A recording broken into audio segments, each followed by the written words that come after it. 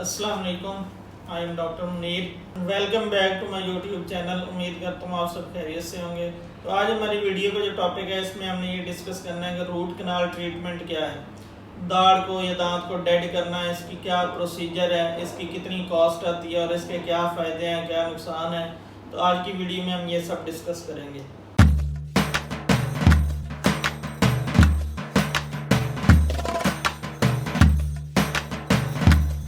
Root canal treatment को सबसे पहले समझने के लिए हमें दांत की जो एनाटॉमी है, दांत की स्ट्रक्चर है, उसको समझना पड़ेगा। दांत की जो एनाटॉमी है इसको हम 3 हिस्सों में डिवाइड करते हैं। सबसे जो ऊपर वाली लेयर होती है उसे कहते हैं इनेमल। इनेमल जो होता है वो पूरी बॉडी में सबसे हार्डेस्ट स्ट्रक्चर जो है वो इनेमल है।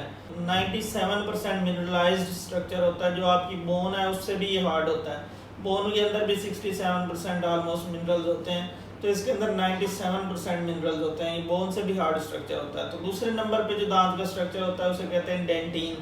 तो डेंटिन जो है ये बोन जितना हार्ड होता है, ये दूसरे नंबर पे आता है। और तीसरी जो लेयर होती है दांत की वो होता है पल्प। पल्प के अंदर जो है ना वो दांत की नर्व सप्लाई होती है और ब्लड सप्लाई होती है। जिस तरह अपनी हड्डी के अंदर हमारी हड्डी को अगर देखें ना तो अंदर बोन मैरो होता है, गोदा होता है हड्डी का। इसी तरह दांत के अंदर जो है वो भी जहाँ पे दांत की नर्व सप्लाई होती है, ब्लड सप्लाई होती है, वो उसको हम पल्प कहते हैं। तो वहाँ से दांत को सारी सेंसेशन आ रही होती है, नरिशमेंट के लिए उसको उधर से न्यूट्रिशन आ रही होती है। तो ये होता है दांत का स्ट्रक्चर, एनाटॉमी होती है। तो अब हमने ये देखना है कि दांत को जो है किस दांत को कब रूट कैनाल की ज़रूरत है, किस दांत में रूट कैनाल करवानी चाहिए, किस दांत को डेड करवाने की ज़रूरत है और कब ज़रूरत पड़ती है। तो सबसे पहले हमने ये देखना है कि जो कीड़ा लगता है हमारे दांत के अंदर, कोई इन्फेक्शन होता है, ये कीड़ा कैसे लगता है दांत के अंदर, इसके लिए हमने एक सेपरेट वीडियो डिटेल में बनाई हुई है।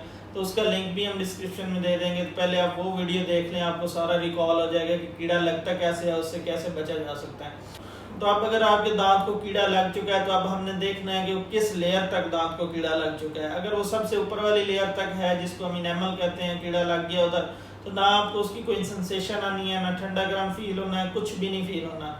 अगर वो जो कीड़ा लगा है या कैविटी लगी है वो प्रोसीड करके दूसरी लेयर तक, डेंटिन तक पहुंच जाती है, तो उस दांत में डेंटिन के अंदर नर्व एंडिंग्स होती हैं जिसकी वजह से हमें सेंसेशन आती है। ठंडा गर्म आपको फील होगा, मीठा खाने पे दर्द होगा, या फिर आपका जो कैविटी बनी है उसके अंदर जब खाना फंसेगा तो आपको दर्द होगा, उलझन होगी।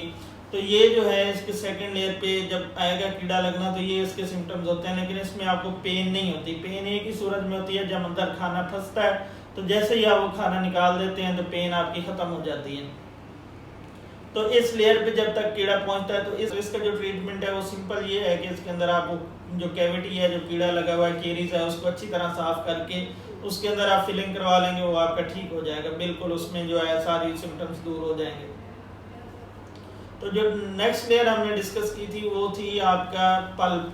पल्प जहाँ दांत की नर्व सप्लाई होती है, ब्लड सप्लाई होती है। जब आपका कीड़ा लगना जो आपके दांत के अंदर कोई मतलब कैविटी बनी हुई है वहाँ तक पहुँच जाती है, तो फिर आपको उस दांत के अंदर शदीद दर्द शुरू हो जाती है।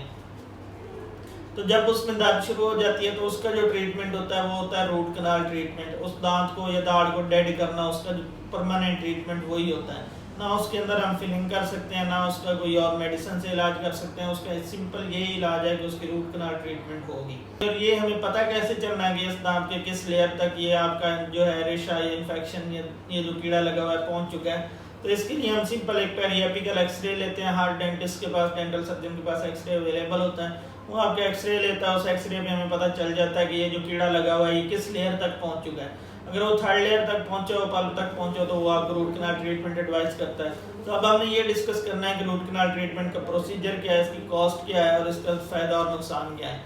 तो इसकी प्रोसीजर में सिंपल ये है कि जो दांत के अंदर रूट्स हैं ना, इनके अंदर कैनाल्स होती हैं। मतलब अगर किसी दांत की एक रूट है तो उसके अंदर एक कैनाल मोस्टली हो सकती है, या किसी के अंदर ये वेरिएशन आती हैं, 2 कैनाल्स हो सकती हैं। इसी तरह 2 रूट्स हैं, 2 जड़ें हैं तो उसके अंदर 3 कैनाल्स भी हो सकती हैं, 2 भी हो सकती हैं, 4 भी हो सकती हैं। ये वेरिएशन आती रहती हैं, हर इंसान में डिफरेंट होता है। और जो कैनाल्स हैं उसके अंदर दांत की नर्व सप्लाई और ब्लड सप्लाई आती है। तो इसका हमने ये करना होता है कि उन कैनाल्स की हमने जो नर्व सप्लाई और ब्लड सप्लाई है ना उसको हमने डिस्कनेक्ट करना होता है, ख़त्म करना होता है नीचे से जाके। इसके लिए हमारे पास इंस्ट्रूमेंट होते हैं, फाइल्स होती हैं, उनके साथ आपकी रूट्स के अंदर जो कैनाल्स हैं उनकी हम फाइल्स के साथ अच्छी तरह सफाई करते हैं, इरिगेशन करते हैं। हमारे पास सोडियम हाइपोक्लोराइड या एनजिक्लोर या किसी तरह कोई एंटीबैक्टीरियल फ्लूइड के साथ, हर डेंटिस्ट डिफरेंट फ्लूइड यूज़ करता है, उसके साथ इरीगेट करते हैं आपके दांत को अच्छी तरह कैनाल्स को अंदर से। एक तो हम उसको अंदर से जो है उसकी ब्लड सप्लाई, नर्व सप्लाई को डिस्कनेक्ट करते हैं और दूसरा इरीगेट करके डिसइंफेक्ट करते हैं अच्छी तरह, ताकि जो इन्फेक्शन है वो उधर ही ख़त्म हो जाए। तो फिर जब आपकी कैनाल बिल्कुल अंदर से क्लीन हो जाती है, उसकी डिब्राइडमेंट हो जाती है, अंदर से जो उसके सारा रेशा पड़ा हुआ है या उसके अंदर जो सारा इन्फेक्शन है, तो वो जब क्लीन हो जाता है तो उसके बाद अगला प्रोसीजर ये होता है कि हम उसको रूट्स की हमने फिलिंग करनी होती है। तो जो रूट्स की फिलिंग करनी है उसको हम ऑब्चुरेशन कहते हैं उस प्रोसीजर को। तो ऑब्चुरेशन में हमारे पास मटेरियल होता है जीपी, जिसको हम गट्टा पर्चे कहते हैं, उसके साथ हम आपके दांतों की जो है अंदर रूट्स की उसकी फिलिंग करते हैं। और वो एक इनर्ट मटेरियल होता है, वो बिल्कुल उसका कोई मतलब अंदर वो रिएक्शन नहीं करता किसी किस्म का।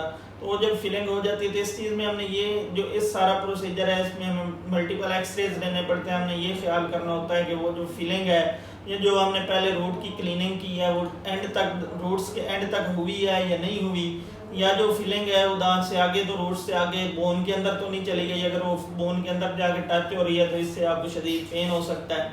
तो ये सारी चीज़ें जो हैं उसका हमें ख्याल रखना होता है। तो जब वो रूट्स की फिलिंग हो जाती है तो उसके बाद हम आपके दांत के ऊपर फिलिंग करके फिर ऊपर जो है हम क्राउन या कैप कर देते हैं। तो कैप जो है वो हर दांत में ज़रूरी नहीं होती, लेकिन मोस्टली रूट कैनाल के बाद कैप करनी पड़ती है, क्राउन करना पड़ता है। तब इस प्रोसीजर की जो कॉस्ट है वो वेरी करती है, हर डेंटिस्ट टू डेंटिस्ट भी वेरी करती है, हर डॉक्टर के एक्सपीरियंस पे डिपेंड करता है, कौन सा वो मटेरियल यूज़ कर रहा है उस पर डिपेंड करता है और कितना उसका एक्सपीरियंस है। और आपके दांत का, अगर आपका सामने वाला दांत है तो उसके चार्जेस कम हो सकते हैं। जो पीछे वाली दाढ़ें हैं या जिनकी एक्सेस मुश्किल है या जिन पे जो है ज़्यादा टाइम कंज्यूम होना है तो उसके चार्जेस उस तरह वेरी करते हैं। नॉर्मली जो है ये 5,000 से लेके 10,000 के दरमियान तक आपकी रूट कैनाल हो जाती है। तो बाकी जो है अगर इससे ज़्यादा चार्जेस वो आपके डेंटिस्ट पे वेरी करते हैं, कि कोई इससे ज़्यादा भी चार्ज कर सकते हैं, कम भी कर सकते हैं। तो इसका जो फ़ायदा है हमारे पास वो ये है कि एक आपका कुदरती दांत सेव हो जाता है, बजाय इसके कि हम उसको निकाल दें, एक दांत आपका कुदरती ज़ाया हो जाए। तो इससे ये है कि आपका एक कुदरती दांत सेव हो जाता है और आपको ना उसमें पेन होती है, ना ठंडा गर्म लगता है। आज के लिए इतनी। अगर आपके इसके प्रोसीजर के रिलेटेड कोई क्वेश्चन हो या किसी किस्म की कोई इंक्वायरी हो, किसी किस्म का आपको डेंटल इशू चल रहा हो, उसके बारे में आप मशवरा लेना चाहते हो तो आप कमेंट सेक्शन में हमें बता सकते हैं, हम उसको वीडियो भी बना देंगे और आपके क्वेश्चन का आंसर भी कर देंगे। अल्लाह हाफिज़।